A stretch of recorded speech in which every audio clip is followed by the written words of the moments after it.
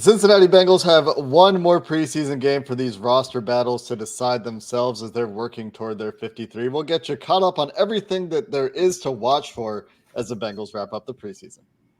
You are Locked On Bengals, your daily Cincinnati Bengals podcast, part of the Locked On Podcast Network, your team every day.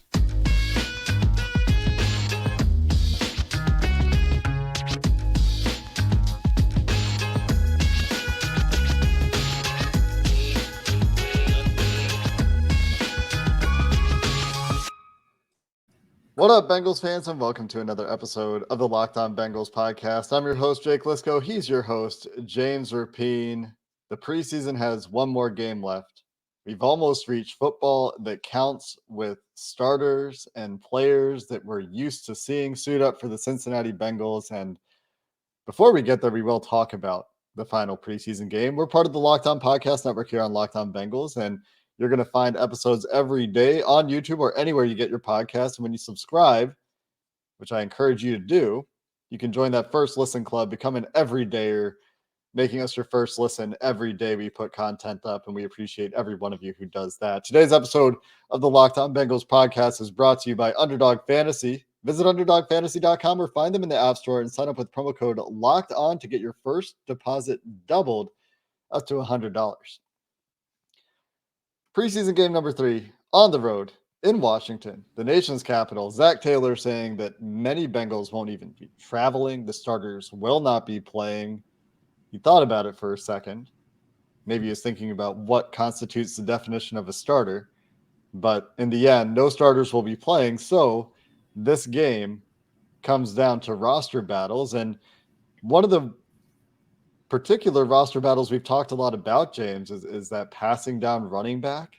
Mm-hmm. And to me, the most impactful thing I heard from Zach in his press conference on Thursday was that Trayveon Williams sounds like he will not be playing against the Commanders. He's not going to play. He's dealing with a sprained ankle that initially looked like it could be a season-ending type of ankle injury when it happened in the moment.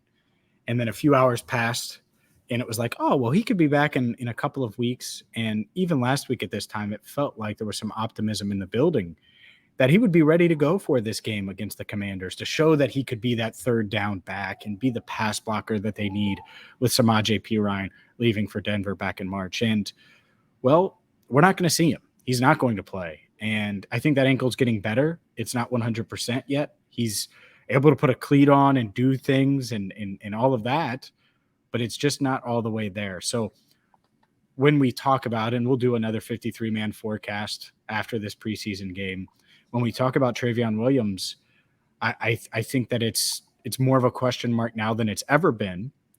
And I wonder, and honestly, this is my fault. I asked the Trayveon question. I should have asked, what's the plan with Chase Brown and with Chris Evans? Because to me, if those guys have impressed as much as I think they have, specifically in Evans's case, you could always say you want Chase Brown to get a ton of snaps because he's a rookie and you want him to get that experience. But if Evans has impressed and Trayveon is kind of dealing with something that's lingering, and you think about the regular season, it's 2 weeks away from Sunday, do you want Evans exposed at all? Because while he isn't a starter, if he has to be the third down back, and I think that's who it would be, let's say if they had to play a real game that mattered today, if Williams can't go, well, then he's valuable. And so I think it's interesting because it's not like, oh, well, now Evans gets a chance to go out and just win the job. Maybe, or maybe they pull him back and say, we need you 2-5 just in case Trayveon Williams either doesn't make the team because they think they can sneak him onto the practice squad because of this, or if makes the team, but he's still dealing with the ankle going into the start of the regular season. It was Trayveon Williams who was cut and released last year before he was brought back to the practice squad, then activated, and then had his chances last year. Sorry, he was on the practice squad in 2021. He was waived last year and then just brought back to the team immediately after the cut down last year. Sorry, misread the dates there. But we talked about that before we started recording, and I think they're still relying on Trayveon Williams, like you said. I think that if you want to make sure you get guys that have an important role to the regular season healthy, that would be a good reason that Chris Evans may not play in this preseason game. It will be very interesting to see what they decide to do there. Chase Brown certainly could use the work, and we haven't really even seen Jacob Salyers or Calvin Tyler Jr., who are the other running backs on this team. I believe that we haven't seen them at all on offensive snaps in the preseason. And so we're going to, I think, on Saturday. We're Along going to with see Reese and that. Yeah, and we can talk more, at least a little bit, I think we should, about the quarterbacks, because it's a big thing on Saturday for sure. And I asked Zach about it. But yes, I think we'll see those two guys. And I wonder how much. Do you give Chris Evans a drive with, just a drive, 2 drives, a quarter? And then is it just the Chase Brown show? And then the second half, you get these other 2 guys, some tape. I am curious, too, who's going to travel, because I've been asked, are you going to Washington? Heck no, I'm not going to Washington, man. Joe Burrow isn't going to Washington either. We're kick our feet up. I think that there would be a lot of players in this building, because I'm currently here at Paycor, starters that would love to be home and watching like you and I are both going to be doing on Saturday. It sounds like it's going to be everyone that wants to stay home. I mean, I don't know. Within reason. I mean, that's the way it sounded with Zach. We'll see. We'll see what that ends up meaning. As far as the Brian Callahan's like, hey, I know you want me to call these plays, Zach, but can you do it? I'm just gonna hang back. I'll call it from my house. Just wire me in. Wire me into that headset. Yeah, NFL would love that. Yeah. But one of the things that makes the Trayveon Williams roster decision potentially complicated, not that I really think it is, and we'll talk more about this after the game, is Mitchell Wilcox's return. We talked about this earlier this week. Means that Mitchell Wilcox almost certainly is on the 53-man roster. I would give that a 99% chance of happening right now, assuming that he's ready to go. And Zach said they wouldn't have activated him off the PUP list if he wasn't ready to practice. And they've kind of shifted toward regular season practice at this point. Thursday's practice in shells and shorts, which I think is what they do for most of the regular season. But Tanner Hudson is a guy that's impressed throughout training camp, but he lost a week to the concussion. Lost a game to the concussion, lost a week of practices.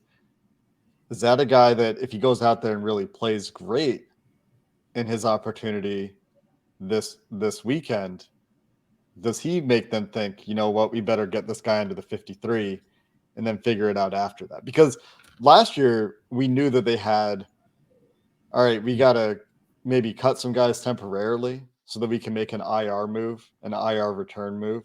This year, as of now, there's no IR return move on this team where they need to get a guy to the regular season 53 before they put him on the IR.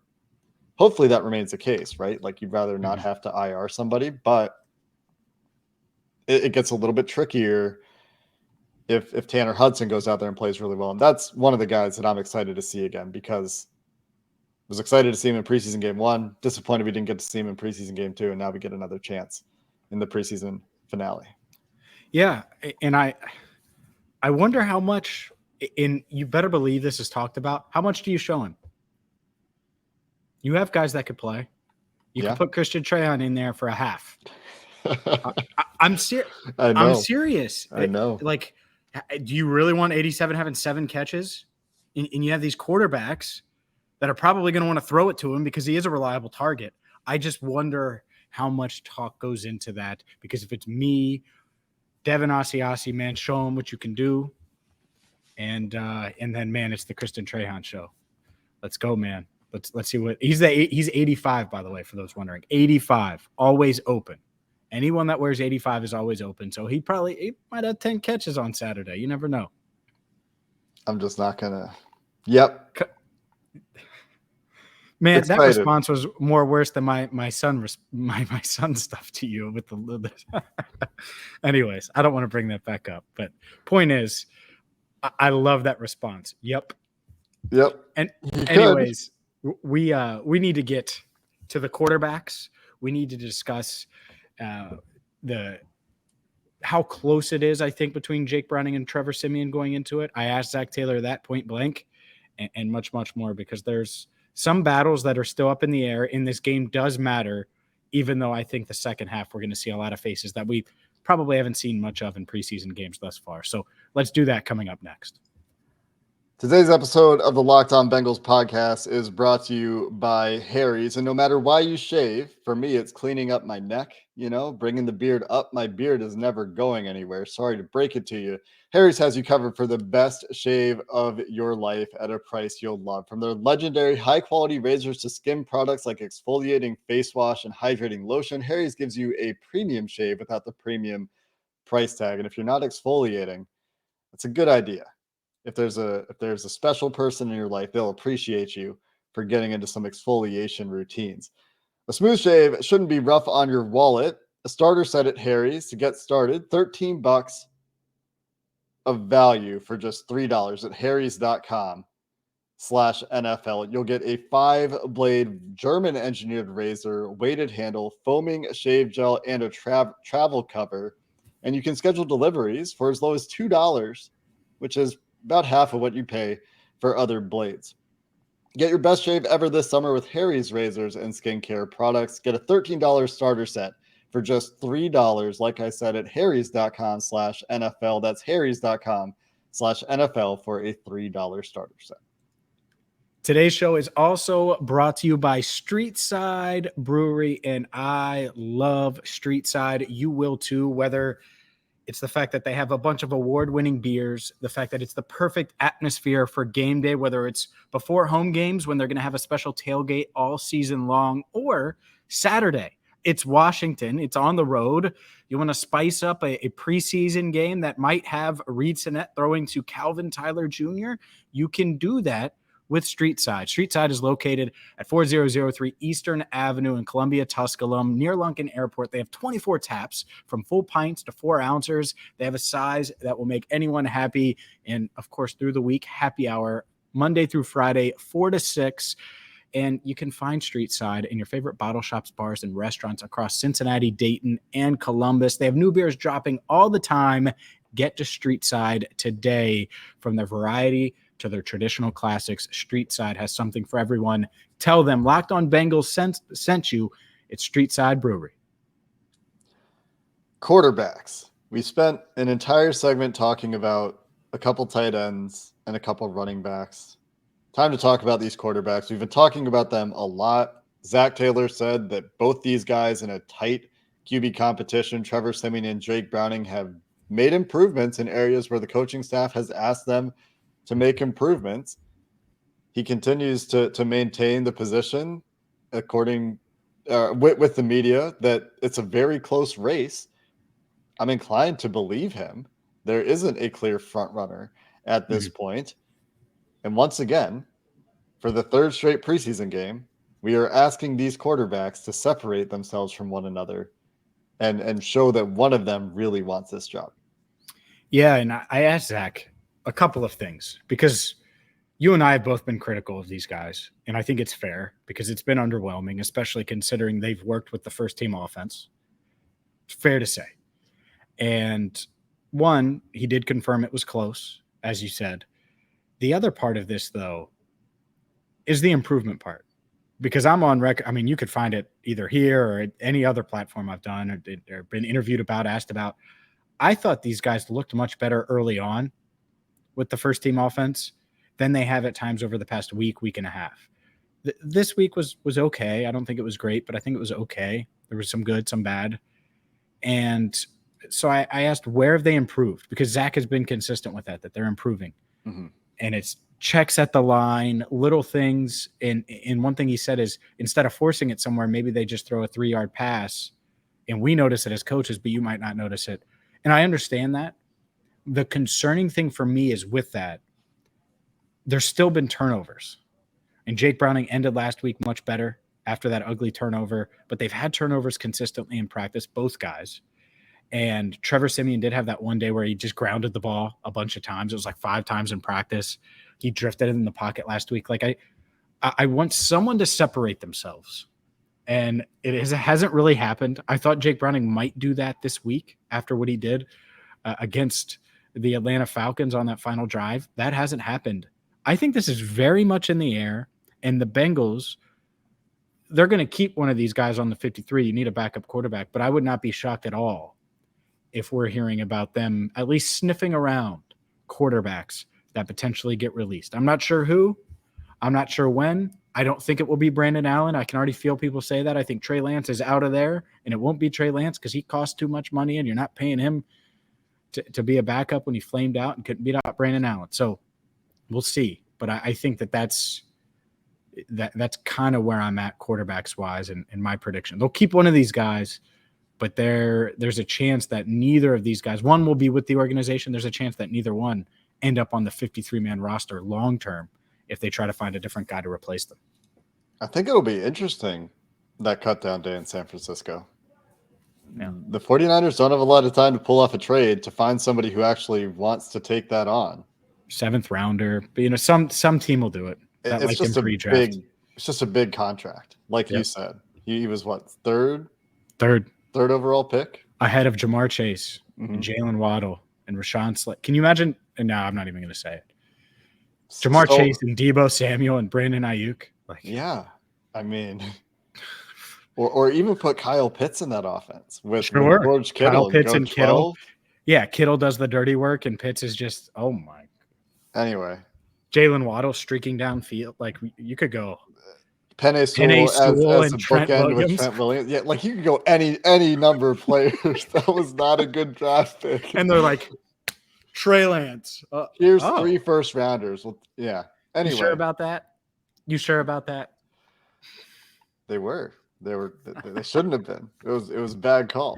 We'll watch these quarterbacks again. They're not going to play the entire game, like we've talked about, I think, a couple times. Reed Sinnett will finally get onto the field for the Bengals in the preseason, just in time for everyone to fall in love with him, like they did with Drew Plitt last year in the preseason. And we'll hear Reed Sinnett for backup. Could happen. We'll see. Are you expecting that we'll continue to see? No, it cannot. No. Reed Sinnett on practice squad?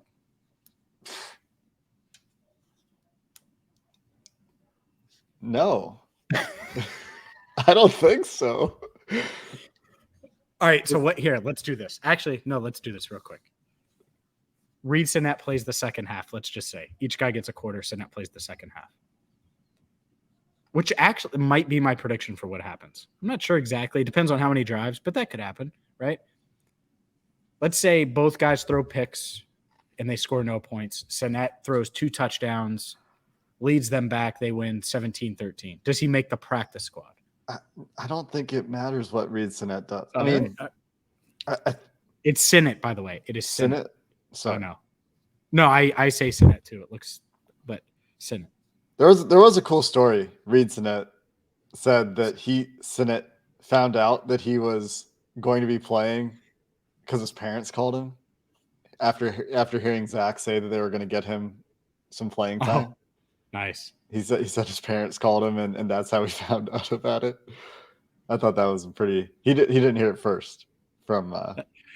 By the way, the coaching staff deserves credit there, and maybe it's because it's full of quarterbacks, so they get it. You know, Zach, Brian obviously pitched all quarterbacks in their time. So whatever it is, but the fact that they're giving him some snaps, that's awesome because he is working. He's putting in the work and the time and the effort, all of those things. He deserves to get out there a little bit. Yeah, they're generally pretty good about that. Let Drew Plitt do it last year, hometown kid in that case, and that's why they're going to get Jacob Salyers. Drew Plitt, practice squad? I think they find somebody. There's going to be quarterbacks released around the league. That's going to be very interesting to watch. That part is like everyone. Like I'm surprised I haven't gotten a Kellen Mond tweet yet. And I'm not saying he's good, but I just think that everybody that gets released is going to be mentioned. The tweet I just got is if Carolina cuts one of their backups. One of them is Andy Dalton. I can't imagine Andy Dalton coming Zero back. chance. But Matt Corral is the other one. They're not cutting him. They're not cutting Andy Dalton. He got money. No, I would be surprised. But Matt Corral is the other one in Carolina. That said, if they did, yes, of course, you'd be in on them.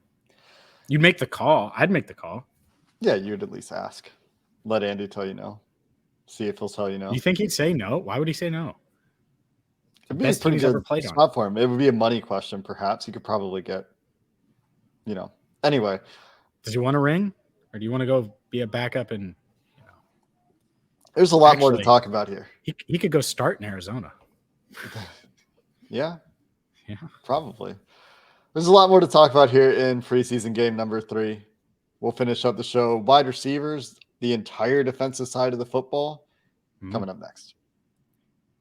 August is here, and you know what that means. It's the official start of fantasy football drafting month. I've had multiple drafts already, and I've done this. Hopefully you will too. Get to Underdog Fantasy for their best ball leagues. This is the beauty of best ball. You do one live snake draft. There's no waivers during the season. There's no trades. Underdog sets your best lineup every week. And so you pick the tournament, and that's it. You pick your lineup. Or your team, excuse me, and then they pick your lineup week to week. There's no maintenance, and you can win big. What do I mean by big? $15 million of total prizes big, including an absurd $3 million going to the winner. Last year, the winner drafted their team in July. Don't wait around. If I win that $3 million, I'm buying Joe Burrow's car. I promise I will do it. Underdog is the easiest place to bet and play fantasy football in best ball leagues. Best ball is so awesome. You're going to love it. So go there now. Visit UnderdogFantasy.com to find them in the App Store or sign up with promo code Locked On, and you're going to get your deposit doubled up to $100. That's Underdog Fantasy promo code Locked On. And if I win the $3 million, I'll buy Joe Burrow's car, and I'm going to buy a crate of sunscreen for Jake Lisco. UnderdogFantasy.com. Promo code Locked On. Let's finish up preseason game 3 here, James. Andre Yosevas, Charlie Jones going to have some more opportunities in this game. How long do you think they'll play? Man, I wouldn't play. I would get Charlie back there on some punt returns if possible early, because you haven't seen it much. But like these guys, like if you're making the team, I think it should be the Malachi Carter, Mac Hippenhammer show for most of this game. You see Kwame Lassiter a little bit. And you know, Shedrick Jackson, you say, hey, go cook, young man. You did good last week. Let's see if you do it again this week. Like, I wouldn't see, obviously you're not seeing the starters, but I wouldn't want to see Irwin. I don't think you should see Morgan, Yosevas, and Jones maybe for a quarter. And then, you know, maybe they'll come in here and there. But I think it would be Carter, Jackson, Hippenhammer, and maybe even Trent Taylor. You get him some reps, because I think that those are probably your 5. Carter, Jackson, Hippenhammer, Taylor, Lassiter. Those are probably the 5 receivers for most of this game. Yeah. But I think Charlie Jones and Yosevas, some reps would make sense. I think a quarter, right? Or maybe they do a half and they have those guys play with both quarterbacks. Yeah. Maybe that's it. Because you can't really evaluate, and I'm not trying to be mean to these other receivers, but you have to be semi-consistent quarterbacks-wise. And so then those other guys who have been catching passes from Reed Sinnett can actually catch passes from Reed Sinnett in the second half. Look at me. We're just building this game plan here. Yeah. 1 quarter, second quarter, second half. Let's get these backups in. Shedrick Jackson has been catching passes from all these guys in Shedrick Jackson's defense. He's an exciting player. I hope they get to keep him around the team on the practice squad. Let's get to the defensive side of the ball, James. We haven't talked about it at all. First round pick, Myles Murphy. How much do you expect to see there compared to the wide receivers that we've seen a lot of this preseason? I think we'll see him, especially since he missed last week. He was dealing with an illness. He's feeling better. I think he just needs the reps. I think that's how they'll view it, and they'll want to get him out there. I don't think he'll play the whole game or anything like that, but he'll get reps, no doubt. Yeah. Any other defensive rookies? DJ Ivey probably will play. DJ Turner, I'm a little bit more skeptical. He's been dealing with some injuries. I didn't practice on Thursday. Doesn't seem likely that we'll see him. Shouldn't. I mean, he's your until you for sure say Chidobe Awuzie is playing week 1, he's your starting corner week 1. And Sidney Jones also wasn't back on Thursday. Is that correct? Correct. So rough. Hamstring, lingering. We'll see. Tough path for Sidney Jones, missing 2 weeks at the end of the preseason. But DJ Ivey, another chance to show some stuff. I think he'll start. I think Ivey will start. Which is interesting because he's getting some work with the ones this week with the injuries they've had at the cornerback position. I think he's probably pretty well solidified at this point on this roster. Look at you. I mean, Sidney Jones just hasn't been able to do anything. Yeah. I think Yeah, and Alan George, I think he's on the outside looking in too. I probably agree with you. I said, "Ooh, look at you," just to get you going. What do you think, Jordan Battle, Tyson Anderson? Like similar stuff, half quarter for the guys that are the second teamers? Man, yeah. I mean, I would get Battle some reps. I would get Anderson a little bit, but really, and I know those guys are ready to play. Like I think they expect to play. But Yusuf Corker, Michael Thomas, Larry Brooks, and really Corker and Brooks, give them a ton of time and have those other guys on standby. Like this is the problem with these games. You just don't have enough guys. Yeah, it happened last week at the end of the game. That's like Anderson and Battle can't just completely check out because you need someone just in case something happens with Brooks or Corker. But those are the two guys I would play a ton. Well, they do have 4 linebackers who aren't making the team on the roster. If they want to sit all those guys down, they can play the entire game. Yeah, I think you could go that route. I think the cornerback room is interesting because like Marvell Tell, will he be ready to go? That's tough. You know, he's been dealing with an injury. Excuse me. Yeah.